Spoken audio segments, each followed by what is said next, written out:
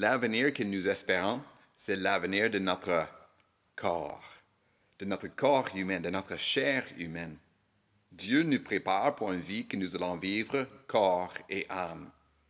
Dieu prépare pour nous un monde nouveau, comme on a déjà vu, un nouveau ciel, une nouvelle terre, une nouvelle création que nous allons vivre avec Dieu et avec les uns les autres, et nous allons le vivre d'une manière visible.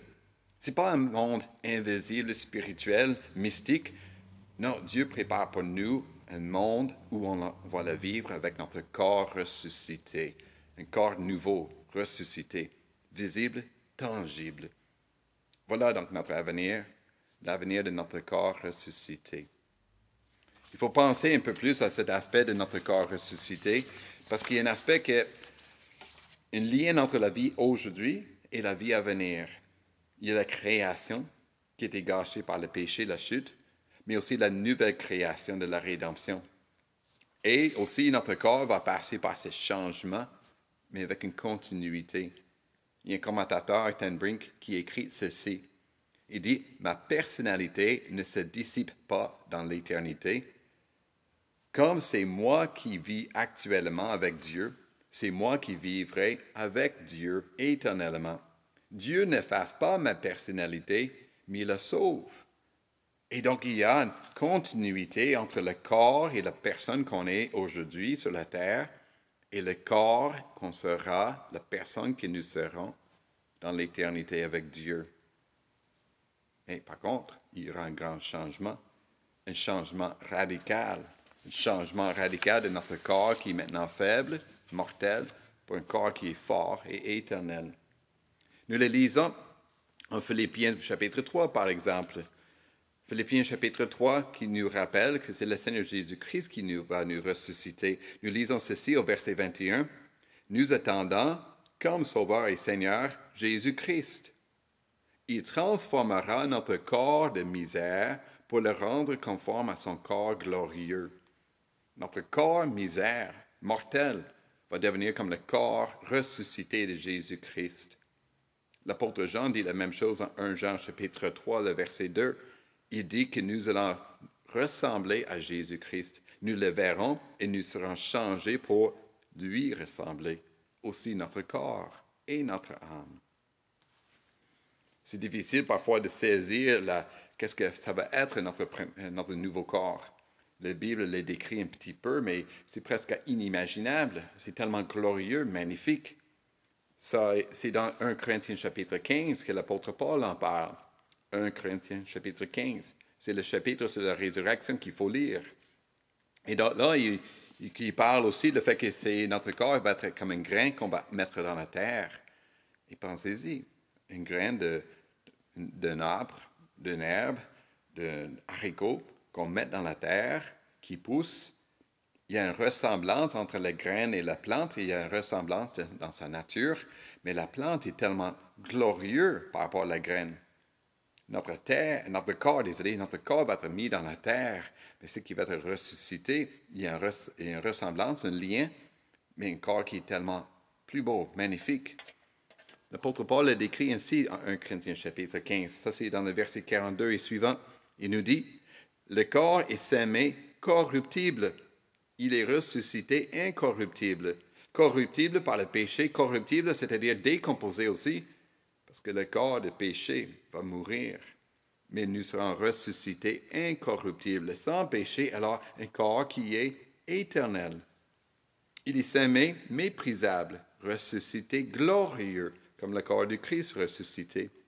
Il est semé faible, mais ressuscité plein de force. Force pour la vie chrétienne, force pour mener une vie de sainteté. Il est semé un corps naturel, ressuscité un corps spirituel. Un corps spirituel, non pas dans le sens invisible, mystique, comme un ange, mais plutôt un corps qui est rempli du Saint-Esprit. Un corps qui est dominé par le Saint-Esprit, dit un commentateur, parfaitement dominé par le Saint-Esprit pour mener une vie qui est entièrement comme le Seigneur Jésus-Christ, lui qui est âme et Dieu, lui qui est parfaitement âme, un corps ressuscité. Le Saint-Esprit va diriger notre corps pour qu'il n'y ait plus cette faiblesse de la chair qui nous mène vers le péché, mais plutôt nous diriger à porter le fruit de l'Esprit parfaitement pour toujours. Voilà le corps qui nous est promis. Nous le résumons, cela est résumé dans notre catéchisme. Il dit, quelle assurance te donnes-tu? La résurrection de la chair. Nous confessons la résurrection de la chair. Qu'est-ce que ça rassure? Réponse, non seulement mon âme, après cette vie, sera aussitôt emportée vers son chef, le Christ, mais aussi ma chair, ressuscitée par la puissance de Christ, sera réunie à mon âme et rendue conforme au corps glorieux de Jésus-Christ. Aussi ma chair, rendue glorieuse comme la chair de Jésus-Christ. Qu'est-ce que ça veut dire donc? Nous avons cette espérance d'un corps, chair, ressuscité, glorieux. Qu'est-ce que ça change pour nous aujourd'hui? Mais d'une manière, ça fait une différence dans la manière qu'on considère le corps quand une personne meurt. Est-ce que c'est la crémation, incinération? On devrait dire non, ce corps, on va le mettre dans la terre parce que le Dieu, il va chercher ce corps. Le Seigneur va chercher ce corps, pas dans le sens biologique ou chimique, il va chercher mon corps, ma personnalité pour le ressusciter et le rendre glorieux. Ça a aussi une influence sur notre façon de faire l'évangélisation. On ne parle pas de simplement sauver des âmes, on veut sauver la personne.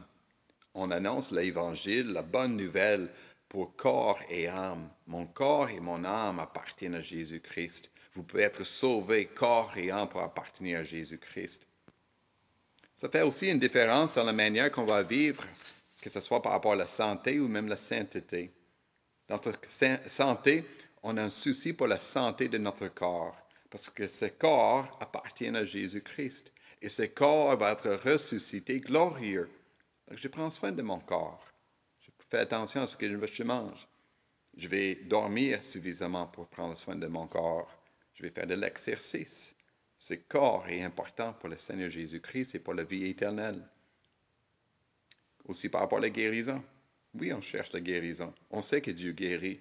Mais en même temps, notre souci pour la guérison, notre désir pour la guérison n'est pas la première chose. Nous reconnaissons que la guérison finale, c'est la résurrection de ce corps méprisable.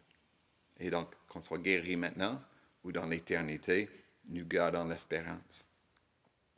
Nous avons un souci pour la santé de notre corps, mais aussi pour la sainteté de notre corps. Là aussi, notre corps appartient à Jésus-Christ.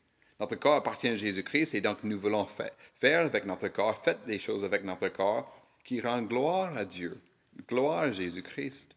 Donc on va chercher à éviter toute immoralité sexuelle qui est un abus de notre corps. On va vivre la sexualité comme Dieu le désire, dans la sainteté d'un mariage. On va aussi faire attention aux abus de la substance ou de la surconsommation. On prend soin de notre corps parce que ça appartient à Jésus-Christ. Et même, on va mettre notre corps au service de Dieu et de son royaume. Et alors, que ce soit pour annoncer l'Évangile ou que ce soit pour aider une personne, prendre notre corps, travailler fort pour aider quelqu'un qui est malade, qui est dans le besoin, ou même simplement travailler bien avec mon corps, gagner ma vie, pourvoir aux besoins de la famille et même partager avec d'autres. Voilà les façons d'utiliser notre corps avec cette espérance. L'espérance qu'un jour, ce corps qui est toujours faible, toujours méprisable, ce corps appartient à Jésus-Christ. Et c'est lui qui va le ressusciter pour rendre un corps glorieux, comme le corps glorieux du Christ ressuscité.